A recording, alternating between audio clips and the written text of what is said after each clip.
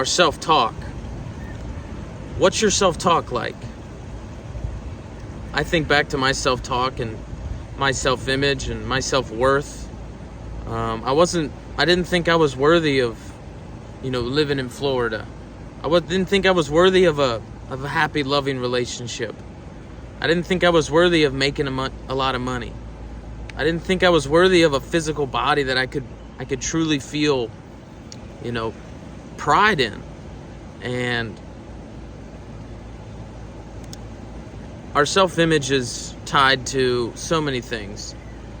And our thoughts, abilities, feelings, and actions will always be consistent with our self-image. Think about the lottery winner who gets all this money, but he doesn't think like a millionaire, and now all of a sudden he has $1 million. What happens? They lose it all.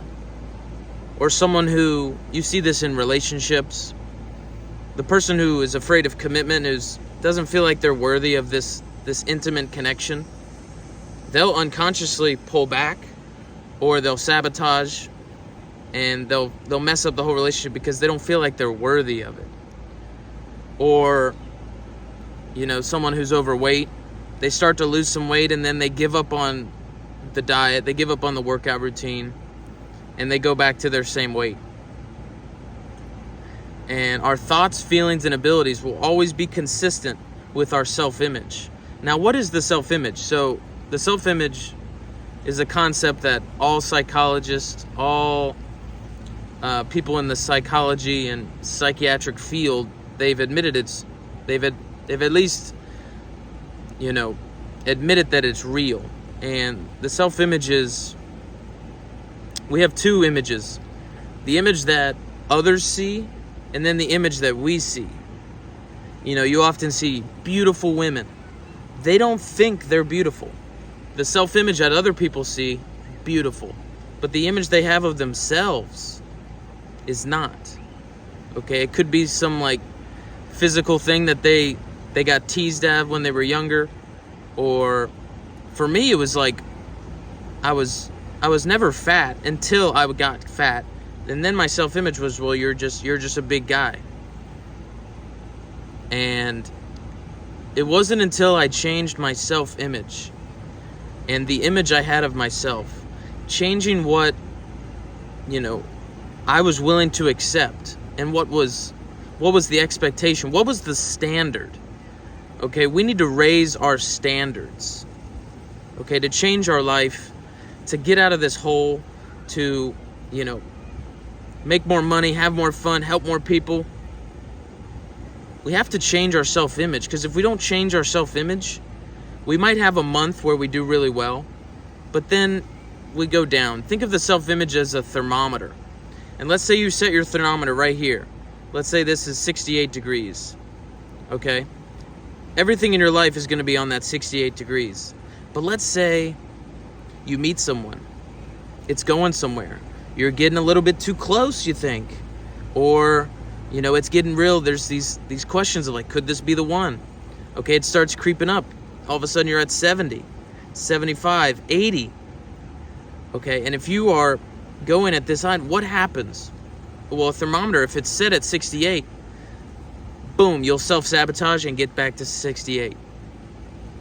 Okay?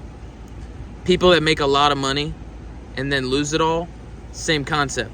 Their paradigm is right here, their self-image, and then they make a little bit more, they make more. Oh my God, big win, then boom, psh, they sabotage.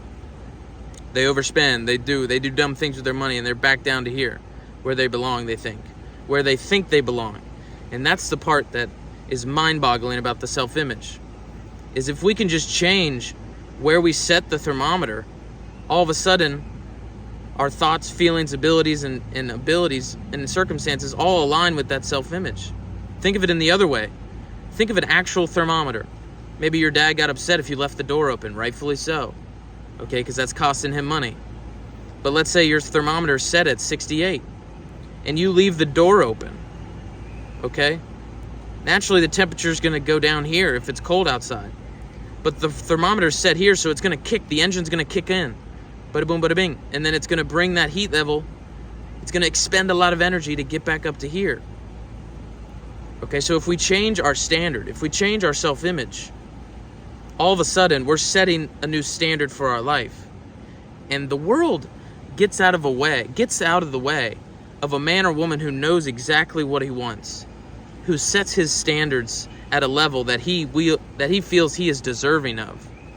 And I look around in my life and other people's lives, most people's self-image is very low, and they wonder why they keep getting these results. They're aligned with your self-image. And the self-image is the step, because you can take all the action you want. Man, you can associate all the feelings with those actions. Okay, but if you still have the thought that you're poor, you're broke, you're fat, you're single, you don't like to be, you're not worthy of that loving relationship, you'll sabotage. Self-sabotage is tied to your self-image. Okay, so when we begin to change the self-image, you might be asking, well, how do I change my self-image? Okay, psychologists have found, without a shadow of doubt, that we cannot differentiate between something we vividly imagine and something we experience. So if you want to change your self-image, you say, I'm tired of living this life of, I'm overweight, girls won't give me the time of day, I always feel like shit. Even when I do stuff, I always feel inferior. Okay, well, we're going to have to, number one, get clear on what we want. Get clear on the life that is designed, that is a standard that is higher than our own. We're going to have to stretch. But before we stretch, we got to get clear on what that looks like. The people, the places, the things, the feelings, the actions, the results, the outcomes that are aligned with that new self-image that we want. And then step number 2, we're going to have to create a vision and sit there. And visualization is a great concept, but for me, it's kind of tough. I really, it's hard for me to really visualize, but to actually act as if, to visualize and to speak it as if it's already done onto you. All these law of attractions, Jesus, they all say the same things. Ask and it'll be done onto you. People go into a state of prayer as a last resort. Okay, but this prayer visualization, this is a first response. We're visualizing what we truly want.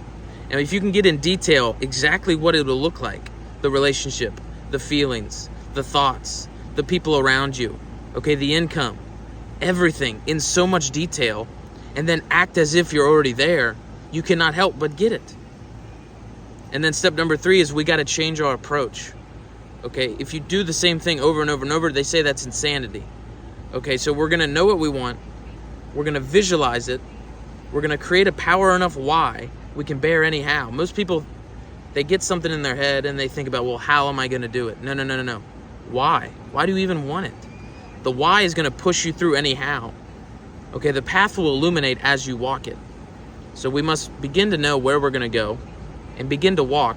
The path will illuminate, and act as if the sailor or the captain of the ship doesn't leave the bay, doesn't leave the ship harbor without a destination in mind.